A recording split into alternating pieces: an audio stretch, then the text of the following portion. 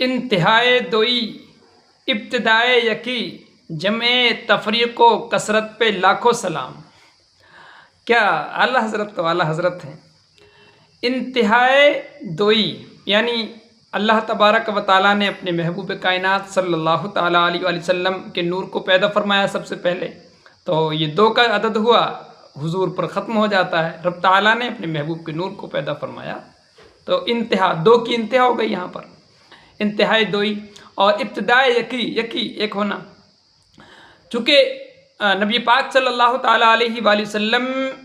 کی ذات مبارکہ سے کائنات کی ابتدا ہوئی، آپ کا نور سب سے پہلے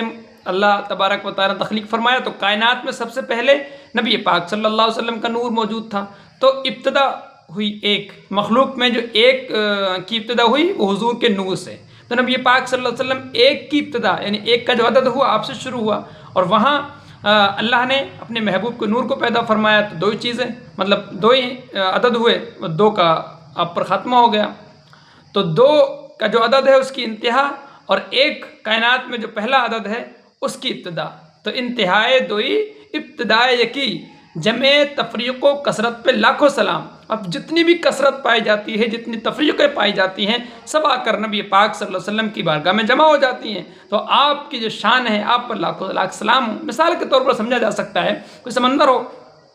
اس سے دریا نکلتا ہے، دریا کو سمندر نہیں کہا جاتا، پھر دریا سے ندی نالے نکلتے ہیں، ندی نالے سے کوئی چھوٹے موٹے گڑھے بن جاتے ہیں، اس سے مٹکے پانی بھر لیا جائے، گلاس میں پانی بھر لیا جائے، تو اب اس کا الٹا کریں، گلاس کے پانی کو مٹکے میں ڈالیں تو گلاس کو مطلب وہاں گلاس کا پانی نہیں کہا جائے گا بلکہ مٹکے کا پانی ہو جائے گا۔ مٹکے کو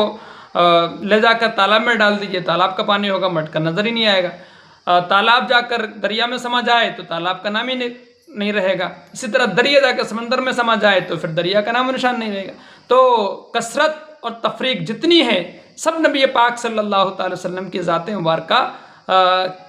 اس کی جو اصل ہے، اور یہیں آ کر ساری جمع جو تفریقیں ہیں، کثرتیں ہیں، یہیں آ کر جمع ہو جاتی ہیں۔ وہ ذات گرامی، وہ بابرکت شان والی ہستی، اس پر لاکھوں لاکھ سلام۔ نبی پاک صلی اللہ تعالی وسلم کی شان کس بہترین انداز میں بیان فرمائے، کتنوں کا تو ذہن بھی نہیں جائے گا اس نقطے کی طرف، جس نقطے کو اعلیٰ حضرت نے شاعری میں کتنے حسین اور نازک انداز میں پیش فرما دیا۔ اعلیٰ حضرت تو اعلیٰ حضرت ہے۔